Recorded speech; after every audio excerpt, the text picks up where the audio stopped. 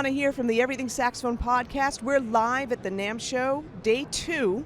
Okay, NAMM show 2025. This is the first time I've had the opportunity to head on over to the Cannonball booth. They're always so busy.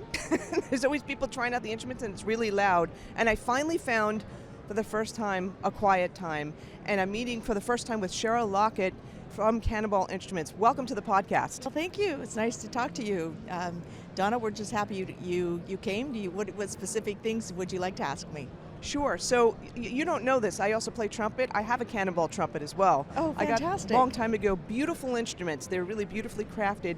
You know, can you talk to us about what makes Cannonball instruments different than others, like where they're produced? I know you're in Utah. Can you talk a little bit about that? We are in Utah. Our saxophones are produced in our 2 factories in Taiwan.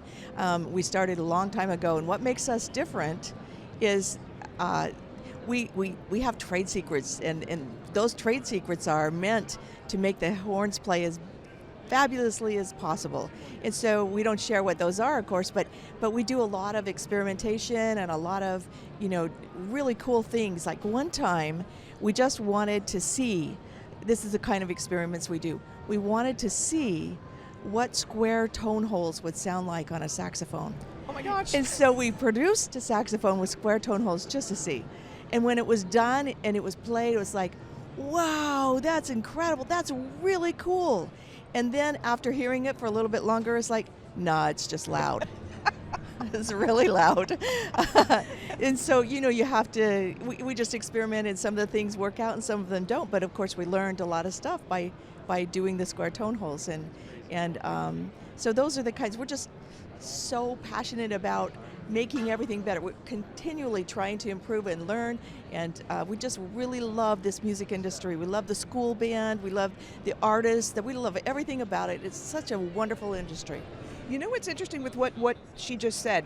So I'm reading this book right now called Failing Forward by John C. Maxwell. It's not new, but he talks about having the courage to make mistakes, because you do need to make mistakes in order to move forward, in order to learn. And this whole square tone hole story is the perfect example. Yeah. You would never know if that would have worked unless you thought of it first, right, and then tried it. Well, we probably weren't the first people to think of it, but I don't know anybody else that's tried it. Either way, I mean, sometimes we just have as much fun and knowledge by something that doesn't work as we do by something that works. Of course, we're just thrilled when it does work. Absolutely, for sure. And, I'm getting the sense from you, like there's a level of like curiosity. Absolutely. Absolutely. Yeah. And in fact, I don't know this, don't quote me, but I know, I'll ask, were you the first company to put like the pearls on my trumpet on the lead pipe? There's a pearl like right there on the lead stones. pipe. Yeah, that's us. Now there's been other trumpet companies that have put it on the finger touch buttons, but but not on the lead pipe. But not on the lead pipe. And what we did was experiment to see where is the best place to put it, and it does change. We of course we're known for, we have a utility patent on using stones on our saxophones, and so that's where we started, and then we moved that along over to the trumpets. We don't do that anymore. You have a very special horn. We found some other things to do. We have rings, metal rings that we have put in strategically placed places on the trumpet to make it do the same thing. Oh, that is really interesting. Okay, I didn't know that. So then let me ask you this question. Are you still putting on the saxophone, you're still putting the stones? Absolutely. Not on every model, okay, of course, but yes. On our pro models, they all have stones. Awesome. Can we talk about one of your most popular models that people tend to buy? Well, we've got, our Big Bell is definitely the most popular that we have. And we experimented with that. The history of that is Tevis, my husband, he pounded out 3 different sizes of brass in 400 minted bells. And so they were different configurations of the Big Bell. So we chose the one with the most even timbre, and that's what we have right now is the Big Bell. And so that's really popular, although it's not for everybody. It's a warmer tone, a bigger, warm tone. And some people prefer the compact tone that goes forward that you would get with our vintage Reborn. And some people prefer that. We also have a patent on the fat neck that we have with the pip on the bottom side. of the neck, and those are our basic great things that we have going on with saxophones. Can you tell me, I know that Darius, he plays Cannonball saxophones. Jason Whitmore plays Cannonball saxophones. Gerald Albright. Yes. Okay, what models, if you remember, what models do they use? Well, some of them change over time. Okay. Gerald Albright has a signature series that's we built just for him, and it's a big bell. He also Eric Darius plays the Hotspur. So I don't know if we have one of those here to show you, but it's a sanded finish combination. Oh, there's one right there. Okay. So hold on one second, guys. And following Donna along with the mic here. Look at this. Yeah, so this is sandblasted first, and then plated with silver. This is sandblasted black nickel, or sandblasted first and then plated with black nickel. And then of course this shiny part of the bell right there isn't sandblasted at all. So you can see the difference. Yeah, so. I could feel it too. This is nice, and it's substantial. It's durable. Yeah. It's definitely beautiful. Yeah, it's great. So this is the fat neck with the pip on the bottom of the neck. So some of our horns come with two necks. They come with the fat neck, and they also come with the original neck, which is the one with the pip on the top. This fat neck creates less resistance and more lows and more mids, less highs. So it's a different sound. This is awesome. At the moment, I can't. I'll follow you back over if you'd like. And I can't recall which horn that Jason plays, Jason Whitmore. Sorry. But there's a lot. Okay. There's a lot of endorsers, so I can't keep track of them all. That's but true. We like Jason a lot. Sorry, Jason. Like you a lot. So. Well, the other cool thing, and if you haven't checked out YouTube in a while, you should. You guys put out great jam sessions. Oh, amazing. Yeah, it's the Cannonball Band. Yes, we do. Yeah. And they're fine musicians. Randall behind me plays, and Tevis, my husband, plays. And then we have also some of our endorsers come and visit and play. One of our artists also arranges several of the tunes for us. Gerald's been there many times, so it's a lot of fun. We record that right at our facility in Utah. Yeah, a lot of my students are like, "Hey, Donna, have you checked out this Cannonball jam?" I'm like, "Yes, watch that," because we just barely put out a new one. It's the Mario Kart. We've done 2 Mario Kart arrangements. This one has trumpet in it as well. I can't think of the name of it. Sorry. It's one of my favorite that we've ever done. It's really fun. That's interesting, and that's awesome. One of my former students, actually, he got started on the saxophone, and all he wanted to do was transcribe video game music. Yeah. There was no saxophone on it, though, so that was kind of hard, but he did it, and he did it, and now he's a phenomenal player. He's at the LA County High School for the Performing Arts with like Alex Hahn and stuff like that. That's so cool. It's so cool. Video game music is not easy, and for some people it's inspiring, so it's a great avenue to go down for sure. Absolutely. Now, anything in the works for 2025? Well, 2026, let's talk about 2026, cool. okay? Because that'll be our 30-year anniversary. Wow. So we'll definitely have a 30th anniversary model. It's in the works. We're figuring that out, so that's the exciting thing coming up in that year. Is it going to be a 30th anniversary for just the saxophones, or brass too, or? It will probably, I don't know, probably it will be just the saxophones, but you never know. And we're just still in the beginning of 25, so that's true. Anything can happen. That's true. Awesome. Yeah. Well, listen, Sheryl, I wanted to thank you for your time. I know you said that Randall is, if he's up Randall's right there. Randall? Oh, there he is. Yeah. Sorry, over there. Yeah. Let's see. Let's see if we can get him on. Okay, I'll hand you this mic, and I'll go get. This is really nice to talk to you. Thank you for your time, and I'll go get Randall. Thank you so much. All right, and now Randall just magically appeared. Actually, he was talking with somebody on the side here. We got him to come over here. Yeah, welcome to the Everything Saxophone podcast. So I'm Donna Schwartz, the host. So Sheryl was telling me that you've been playing Cannonball instruments for a while, and you've got some albums out and stuff like that.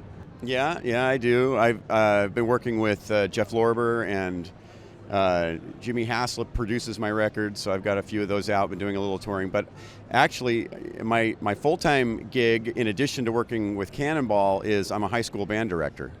How do you have the time? I have a kind of an interesting schedule. I get up really early to do a jazz band in the morning, and then I have a full day working at school. But because I have that early morning, I can get out a little early, and then I head over to Cannonball. Cannonball's just right down the road from where my high school is. Oh gosh, okay, that's cool. That's convenient.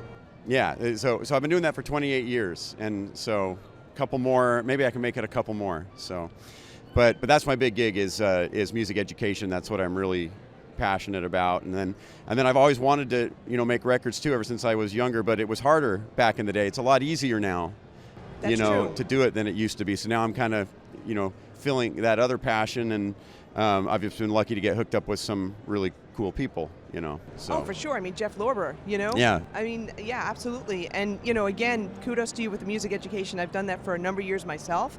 Never had that, the ability. I actually haven't, I've guessed it on records, but I've never done my own. So can you talk about, you've performed with Jeff Lorber and all that kind of thing.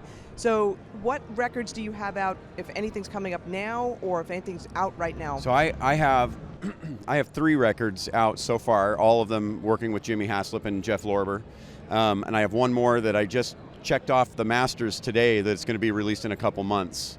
So, and it's called Midnight. There's a couple singles that'll be coming out in the next couple months ahead of time before that. But yeah, something's coming up. And then I've played on the last 2 Jeff Lorber Fusion records, which has been cool too. So You're probably not able to tour though, right? Because you're teaching? So I tour, I can, but I obviously can't have a very demanding schedule. And one thing that's been cool about the people that I've been with is that they don't often take a saxophonist. But when there's enough of a need for a saxophonist, then sometimes they'll give me a call and I'll get out on the road and get to do that. And I have enough days accrued now that I can. Okay, I'm wondering how he's I can doing say I'm taking a day off and I'm going to go to wherever and play with somebody cool. And so but definitely my time is a little limited. I can't have a full touring schedule or anything like that. So but that's okay. I get to dabble in all the different areas that I'm interested in. So I'm very lucky. Yeah, and music education in itself is very fulfilling too, but the other thing too that looks good for the district is that the staff, right, has their own records touring. It also is a win-win for the district as well. Yeah, it's cool. Well, the kids think it's cool. Well, not a lot of them listen to, so most of my stuff is contemporary jazz, obviously, working with Jeff, but not a lot of the kids listen to that because, in the high school, we're working on traditional stuff and big band and things like that. And then when they find out, oh my goodness, my band director is doing this stuff, they do think it's kind of cool, That's good. So. That's so awesome. So Let me ask you this question: Which model do you perform on? I mostly? play. This is the one that I play most of the time. This is the Vintage Reborn model, and this one is sort of aimed at being a little bit more focused and sweet sounding, more like a vintage French saxophone, if you will. Got it. I do also have this saxophone, which is the Big Bell Stone series, and this is the Raven finish. It's a black nickel and I use this one too. This one's a little more punchy, a little more open and powerful, and so kind of depending on what I'm doing, I might go back and forth a little bit, but most of the time I'm playing on that Vintage Reborn model. Even with Jeff? Yes, with Jeff. Yeah, and it isn't so much that I'm looking for a different sound so much. I've just gotten really used to that Vintage Reborn, and so especially when you're on the road and you're on a stage and you're under a little more pressure, you don't want to be having to think, how does this horn differ from what I've been used to? You don't want to be thinking about that, because every horn is a little different, and it does take just a little bit of time to get super, super comfortable with whatever you're playing. So, but I can go back and forth between those fairly easy, but usually if I'm just in a hurry and grabbing something, I'll just grab the Vintage Reborn because that's what I'm normally playing. I'm curious, do you use the same setup like mouthpiece reeds for both horns?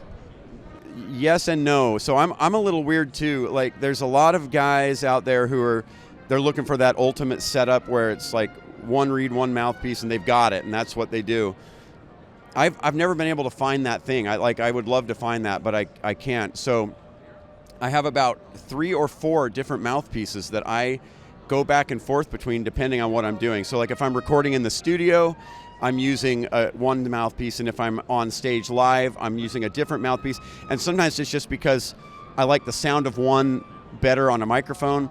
Another one might be a little bit easier to play for a longer period of time. So one of the things, because I do teach full-time and I work here, I don't get to play as many hours as a lot of guys that are doing this full-time. And so it's very difficult to keep the strength up in my chops. And so I need something really efficient and really easy to blow when I'm up on a stage, so I don't have to worry about it. But sometimes that mouthpiece isn't the one that I prefer in the studio. So I am going, in fact, even like I just put out a YouTube video the other day. I used a mouthpiece I'd never played on before. I just wanted to give it a shot, and I tried that for a while. And so depending on kind of what the tune is, I may change mouthpieces, and I think that's totally okay. Oh, it's absolutely okay. And you know what? You brought up some really great points too, in terms of, what the situation requires, but also, what you require based on, how much time you actually have to practice and play and all that kind of thing. Right, I think it's a great tip to share for our listeners. Yeah. For sure. How can people find we've got a loud organ thing it's going getting on louder in here. Awesome. How can people find out about you and find out about your recordings? You can follow me on Instagram. It's just Randal Clark Music. On Facebook too. I have a website. You can purchase, physical CDs if you'd like. But mostly social media is the place to go. I'm on Spotify. I'm everywhere. What is your website? RandalClarkMusic.com. Great, and we'll make a note of that in the show notes for this. Well, listen, thank you so much for taking the time. I know it's starting to get, like I said, it's always packed in here, and it's now starting to get really packed in this booth. So thank you so much for your time. Thanks to Sheryl for her time as well. I sure appreciate it. Thank you.